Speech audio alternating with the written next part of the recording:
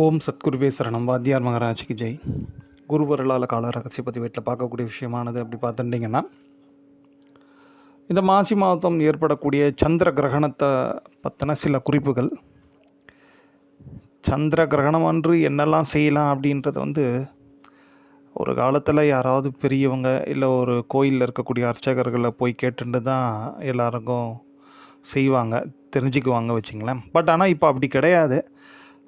ஊர்பட்டவங்க ஊர்பட்ட விஷயத்தை சொல்லக்கூடிய சாதனமாக இந்த ஃபோன்லாம் இருக்கிறதுனால அதை பற்றின கிரகணத்தை பற்றின விஷயங்கள்லாம் நிறைய போட்டு இழுக்க வேண்டாம் அப்படின்னு நினைக்கிறேன்.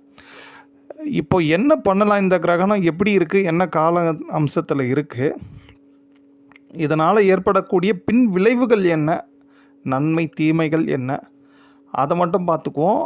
அதற்கு ஏற்ப நாம் எந்த வகையில் எப்படியெல்லாம் சில பூஜைகள், குறிப்பாக ரக்ஷை மீன்ஸ் பாதுகாப்புக்குரிய சில கவசங்கள், துதிகள் எல்லாம் நம்ம என்ன பண்ணலாம் அப்படின்றது மட்டும் நம்ம பார்த்துக்குவோம்.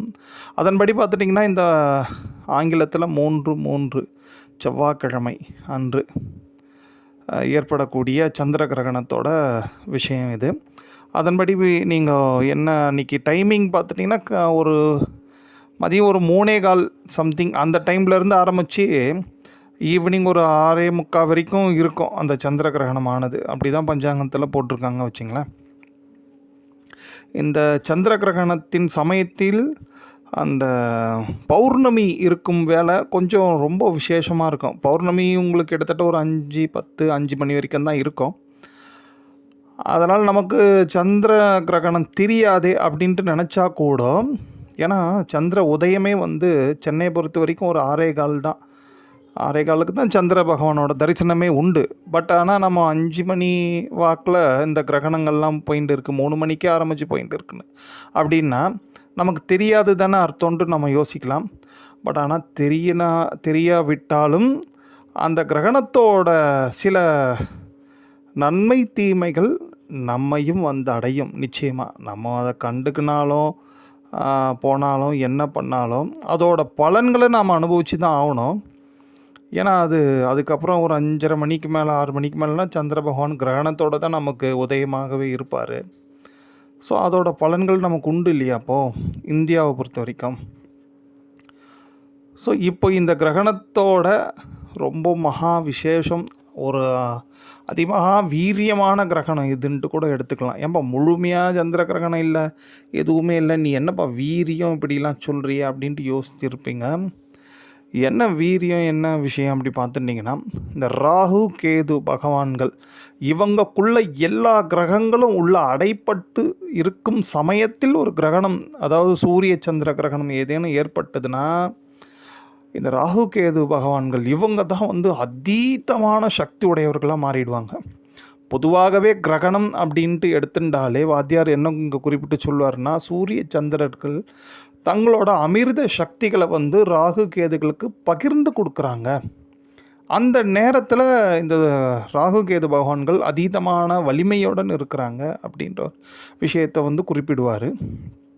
ஸோ அதன்படி பார்த்தாச்சு, இந்த பொதுவாகவே ஒரு கிரகணம் சமயத்தில் இப்படி ஒரு நிகழ்வு ஏற்படும். ராகு கேதுக்கள் தான் வலிமையாவாங்க. பட் ஆனால் எல்லா கிரகங்களும் ராகு கேதுக்குள்ளே போய் இருக்கும் சமயத்தில் ஒரு கிரகணம் ஏற்படுதுன்னா அது இன்னும் பன்மடங்கு, பல 100 மடங்குன்றதை விட 1000 மடங்கு பலன்களை தரக்கூடிய ஒரு விஷயம் அதில் உண்டு. ஸோ அதன்படி பார்த்துட்டிங்கன்னா, இப்போது நடக்கக்கூடிய இந்த கிரகணத்தில் ராகு கேதுகளுக்குள்ளே எல்லா கிரகங்களும் உள்ளே வந்துடுவாங்க. அப்போ சந்திர பகவான் சிம்மத்தில் இருக்கக்கூடிய கேது பகவானை தொடுவார். அதுதான் பரிபூர்ண கிரகணமாக இருக்கும். அந்த சமயம் அது எந்த நட்சத்திரத்தில் நடக்குது அப்படின்ட்டு நீங்கள் பார்த்துட்டிங்கன்னா, பூரம் திருநக்ஷத்திரத்தில் தான் அது நடக்குது. இந்த பூரம் திருநக்ஷத்திரத்தோட விஷயம் என்ன அப்படி பார்த்துட்டிங்கன்னா, அது ஒரு செவ்வாய் பகவானோட கர்ம பதிவை கொண்டது, ப்ளஸ் சுக்கிர பகவானோட நட்சத்திரம் அது. அங்கே கேது பகவானும் சந்திர பகவானும் மிங்கலாகி ஒரு கிரகணத்தை ஏற்படுத்துகிறாங்க.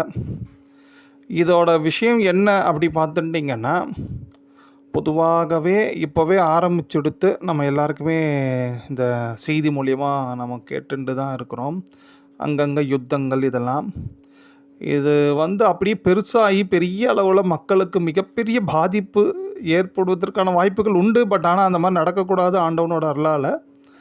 அதற்காக நம்மளால் முடிஞ்சு எல்லாருமே நம்ம யோசிப்போம், எங்கேயோ எவனோ அடிச்சுக்கிறான், செத்து மடிக்கிறான், நமக்கு என்னன்ட்டு மட்டும் நம்ம எப்பொழுதும் இருக்கவே கூடாது. எப்பொழுதுமே நம்ம பக்கத்து வீட்டில் வந்த பாம்பு நம்ம வீட்டுக்குள்ளே வருவதற்கு எவ்வளவு நேரம் ஆக போகுது, அந்த ஒரு பயமோ அந்த ஒரு முன்னெச்சரிக்கையும் எப்பொழுதுமே இருக்கணும். ப்ளஸ் அதே சமயம் அவங்க எந்த மனிதர்கள் துன்பப்பட்டாலும் துன்பம் தானே அது. அவனுக்கு வந்தால் தக்காளி ஜூஸு, நமக்கு வந்தால் ரத்தமா, அப்படி கிடையாது இல்லைல்ல. ஸோ யாருக்குமே அந்த வலி வேதனை அந்த மரண அவஸ்தைகள்லாம் யாருக்குமே மனித குலத்துங்களுக்கு மட்டும் இல்லை, எந்த ஜீவன்களுக்கும் வராமல் இருக்கணும் அப்படி நினைக்கிறது தான் உத்தமமான நல்ல ஆன்மீக தொடர்ந்து இருக்கிறவங்களுக்கு அது ஒரு நல்ல விஷயமா இருக்கும். ஸோ அதன்படி நாம் என்ன பண்ணலாம்பா அப்படின்ட்டு பார்த்துட்டிங்கன்னா, ஃபஸ்ட்டு காலையிலேயே கிரகணம் வந்து ஈவினிங்கில் தான் இருக்குது. பட் ஆனால் காலையில் மகம் திருநக்ஷத்திரம் இருக்குது உங்களுக்கு ஒரு 7:30 மணி வாக்கு வரைக்கும் சம்திங். அப்போ வந்து பார்த்திங்கன்னா பௌர்ணமி கூடிய மகம் அது. அப்போது ஒரு மனு தர்ப்பணன்ட்டு சன்னாவதி தர்ப்பண நாள் அது, 96 நாளில் ஒன்று. அதனால் காலையில் எப்படியாவது தர்ப்பணம் பண்ணுறதுக்கு முயற்சி பண்ணுங்கள் ஒரு 7:30 மணிக்குள்ளே, காலையில் 7:30 மணிக்குள்ளே. ஏன்னா அந்த மகம் நட்சத்திரத்தோட அதிபதிகள் யார் பார்த்தாச்சுனாலே பித்ருக்கள் தான். அது மட்டும் இல்லாமல் அது கேது பகவானோட நட்சத்திரமாகவும் ஆயிடுது அது. ஸோ இப்போது அன்னைக்கு கதாநாயகனே யார் ஒட்டுமொத்த நம்ம கேலக்சிக்கு அப்படி பார்த்தாச்சுன்னா கேது பகவான் தான். ஏன்னா கேது பகவான் தான் கிரகணத்தை ஏற்படுத்துகிறாரு சுவாமி. அது மட்டும் இல்லாமல் அவருக்குள்ளே எல்லாருமே போயிட்டாங்க ராகு கேதுக்குள்ளே. ஸோ அவரே அதீதமான வலிமையானவராக மாறிடுறார். பொதுவாகவே நவகிரகங்களில் கேது பகவான் தான் அதீதமான வலிமையானவர், அது வேறு விஷயம். பட் இப்போது இந்த கிரகணத்தின் மூலமாக இன்னும் அவர் அதீதமான வலிமையாக இருக்கார். ஸோ அவரோட அனுக்கிரக ஆசையை வந்து நாம் பெறணும் அப்படின்னாச்சுன்னா பித்ருக்களை பிரீத்தி பண்ணுறது தான் ஒரே வழி. அது மட்டும் இல்லாமல் இந்த கிரகணத்தோட வீரியம், இந்த கிரகணத்துக்கு அப்புறம் ஏற்படக்கூடிய சில நிகழ்வுகள் எல்லாமே எப்படி இருக்கும் பார்த்தாச்சுன்னா கிட்டத்தட்ட ஒரு 5-6 மாதங்கள் வரைக்கும் நீடிக்கலாம். இது என்னையா ஏதாவது பயமுறுத்தின்னு இருக்கேன்ட்டு அப்படி யோசிக்காதீங்க. நம்ம அதனால தான் ரொம்ப விளக்கமாக எதையும் ஒரு ரொம்ப உங்களுக்கு சொல்லி எல்லோரையும் குழப்பி விட வேண்டான்றதுக்காக தான் ஓரளவுக்கு நம்ம அந்த என்ன பூஜைகள் பண்ணலாம், என்னெல்லாம் ஏதோ வருவது சுவாமியோட அருளால் நல்லதே நடக்கட்டும் அப்படின்னு நாம் நினச்சிட்டு என்னெல்லாம் முன்னெச்சரிக்கையாக நல்ல விஷயங்கள், நல்ல தான தர்மங்கள் இதெல்லாம் பண்ணிக்கலான்றது தான் நம்மளோட முக்கியமான குறிப்பு. அதன்படி பார்த்துட்டிங்கன்னா இந்த கிரகணத்தில் இருந்து கூட நீங்கள் ஆரம்பிச்சிட்டிங்கன்னா கூட நித்திய தர்ப்பணம்ன்ட்டு ஒன்று உண்டுங்க. டெய்லி வந்து உங்கள் முன்னோர்களுக்கு எள்ளும் தண்ணியும் கொடுக்கறது, அது சாஸ்திர ரீதியாக ஒப்புதலா அப்படி இப்படின்றதுலாம் செகண்டரியாக இருக்கட்டும். ஆனால் வாத்தியார் வந்து என்ன சொல்லியிருக்காரு, நித்திய தர்ப்பணம் பண்ணுங்க, ஒன்றும் தப்பே கிடையாது. ஏன்னா உங்கள் முன்னோர்களை நினச்சி நீங்கள் கொடுக்கக்கூடிய எள்ளும் தண்ணியும் வீணாக போகாது அப்படின்றாரு. அவங்களோட ஆசி உங்களுக்கு நிச்சயமாக கிடைக்குன்ற ஒரு விஷயத்தை வாத்தியார் இங்கே குறிப்பிட்டு சொல்கிறாரு. ஸோ அதனால் முடிஞ்ச அளவுக்கு நித்திய தர்ப்பணம் அடுத்த ஒரு 4-5 மாதத்திற்கு நிச்சயமாக பண்ணுறது அவங்கவுங்க குடும்பத்துக்கு மிகப்பெரிய பாதுகாப்பு அரணாக அது நிச்சயம் அமையும். ஏன்னா ஏற்கனவே ஒரு கொரோனா போன்ற காலங்களில் மிகப்பெரிய ரக்ஷையை வந்து இந்த நித்திய தர்ப்பணம் கொடுத்துது. ஸோ அதனால தான் அதை மறுபடியும் நாம் இங்கே கையில் எடுக்கிறோம் குருவர்களால். ஸோ அது ஒன்று. ரெண்டாவது, முடிந்த அளவுக்கு வயோதிகர்கள் ஒரு 60 வயசுக்கு மேலே இருக்கிறவங்க, 55-60 வயசுக்கு மேலே இருக்கிறவங்க, 70 வயசு மேலே இருக்கிறவங்களுக்கெல்லாம் உங்களால் வாய்ப்பு இருப்பின் அவங்களுக்கு ஏதேனும் ஒரு உதவியை பண்ணிகிட்டே இருங்க தொடர்ந்து. அதுவும் ராகு கேதுக்களோட மிகப்பெரிய அனுக்கிரக ஆசையை பெற்றுத்தரும். அதனால் என்னென்னா நம்மளோட இந்த ஒட்டுமொத்த பூமியோட கர்மாவையே வந்து வெளிப்படுத்தக்கூடிய ஒரு காலம்தான் இந்த ராகு கேதுக்குள்ளே எல்லாம் போய் ஒரு கிரகணம் வந்து ஏற்படுறதுலாம். ஸோ அப்போது வந்து ஏதேனும் மிகப்பெரிய கர்மா வெளிப்பட்டு அதனால் பல ஜனங்கள் வந்து துன்பப்படுறதா இருந்தாலும் இந்த மாதிரி முன்னோர்களையும் பெரியவங்களையும் மதித்து நடந்துக்கக்கூடியவங்களுக்கு நிச்சயமாக அந்த ராகு கேதுக்களோட அருளால் அவங்களுக்கு வந்து மிகப்பெரிய பிரச்சனை வராது அப்படின்ற ஒரு விஷயத்தை நம்ம இங்கே ஆணித்தரமாக நம்பலாம். ஸோ அதன்படி இது காலையில் தர்ப்பணமாக, அதே மாதிரி ஈவினிங்கும் கிரகண நேரத்தில் நீங்கள் ஒரு 5 மணி வாக்கில் கூட சம்திங் பண்ணலாம், தப்பே கிடையாது. அது ரொம்ப விசேஷம். முடிஞ்ச அளவுக்கு எல்லாருமே முயற்சி பண்ணிருங்க. என்ன காரணம் பார்த்தாச்சுன்னா மறுபடியும் ராகு கேதுக்கள் வலிமையானவங்க இப்போது நம்ம சொல்லிகிட்டே இருக்கிறதுக்கு காரணமே அவங்க தான் பிதர்களுக்கு காரகத்துவம் அதிபதிகள். ஸோ அதனால தான் அவங்களோட ஆசி இருப்பின் அடுத்த ஒரு 4-5 மாதம் நம்ம ஒரு ஸ்மூத்தாக வாழ்ந்துட முடியும். அதுக்கப்புறம் கொஞ்சம் கிரகங்கள் எல்லாம் வெளியே போயிடுவாங்க. ஒன்றும் மோஸ்ட்லி பிரச்சனை இருக்காது. ஸோ அதை பார்த்துக்குங்க. அதே மாதிரி அந்த கிரகண நேரத்தில் பூரம் நட்சத்திரத்தில் இருக்கிறதுனால பூரத்தோட விசேஷம் வாத்தியார் என்ன சொல்கிறாரு அப்படி பார்த்துட்டிங்கன்னா, நிறைய வந்து தூப தீபங்களை ஏற்றி வழிபாடு பண்ண சொல்கிறாரு. ஸோ அந்த நேரத்தில் அதாவது கிட்டத்தட்ட ஒரு நீங்கள் பார்த்துட்டிங்கன்னா அதுவே ஒரு ராகு காலமாக தான் இருக்கும் உங்களுக்கு அந்த 3:30 மணி சம்திங் வாக்கில். ஸோ அந்த ராகு காலத்தை ஒட்டி நீங்கள் துர்க்கை பூஜையை ஆரம்பிச்சுட்டு அப்படியே தொடர்ந்து ஒரு 6 மணி வரைக்குமே வீட்டில் நிறைய தீபங்கள் ப்ளஸ் அந்த குறிப்பாக கிரகண காலத்தில் வந்து நிறைய சாம்பிராணி போடுறதுக்கு முயற்சி பண்ணுங்க. நல்ல சுத்தமான நல்ல வாசனையான சாம்பிராணியில் கொஞ்சம் குட்டி குட்டியாக தர்பையை வந்து நகத்தை வச்சு கிள்ளவே கூடாது. வேறு எதுவும் கத்திரிக்கோல்லாம் வச்சும் பண்ணக்கூடாது. கையில் முடிஞ்ச அளவுக்கு குட்டி குட்டியாக வந்ததுன்னா கூட ரொம்ப யூஸ் பண்ண வேண்டாம். ஒரு 4-5 குட்டி குட்டியாக தர்பையை வந்து அந்த சாம்பிராணியோடு சேர்த்து போடுங்க. கூட 2 அருகம்புல்லியும் போடுங்க. ஏன்னா இது 2மே வந்து ராகு கேதுகளோட மூலிகையாக ஆகிடுது இது.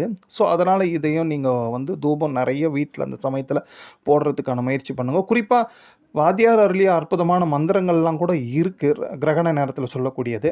அதையும் நீங்கள் சொல்லுங்க. அதுலேயும் ரொம்ப ரொம்ப முக்கியம் கிரிவலம். கிரிவலம் வரவங்களுக்கு திரு அண்ணாமலை கிரிவலம் வரவங்களுக்கு அதீதமான பலன்கள் நிச்சயமாக உண்டுன்றதையும் வாத்தியார் இங்கே குறிப்பிட்டு சொல்கிறாரு. அதுக்கெல்லாம் வாய்ப்பு யாருக்கு எப்படி கிடைக்குமோ அதை பயன்படுத்திங்க. ஏன்னா இப்படி ஒரு கிரகணம் வந்து மறுபடியும் வந்து அமையுமான்றது பெரிய விஷயம். ஆனால் அமையவும் கூடாது. ஏன்னா எல்லா ராகு கேதுக்குள்ளே போயிட்டு ஒரு கிரகணம் வருவது அவ்வளோ சிறப்பான விஷயமா இருக்காது. ஸோ அந்த மாதிரி இருக்கும்பொழுது நமக்கு தேவையான ரக்ஷையை எல்லாருமே பெற்றுக்கணுன்றதுக்காக தான் இந்த விஷயத்தை நம்ம வலியுறுத்தி சொல்கிறோம். வேறு ஒன்றையும் கிடையாது. கூடுதலாக நீங்கள் பார்த்துட்டிங்கன்னா இந்த புறத்தோட அதிபதி அம்பாள் தான்.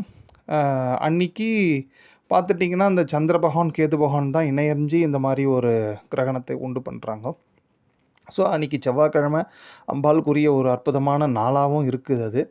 உங்களால் முடிஞ்ச அளவுக்கு எவ்வளவுக்கு எவ்வளோ அம்பாளோட ஸ்லோகங்கள், அபிராமி அந்தாதி, அங்காளி அந்தாதி, அந்த மாதிரி உங்களுக்கு தெரிஞ்ச அம்பாளோட ஸ்லோகங்கள், குறிப்பாக ஆண்டாளோட திருப்பாவை கூட சொல்லலாம். இதெல்லாம் எவ்வளோக்கு எவ்வளோ முடியுமோ சொல்லுங்க.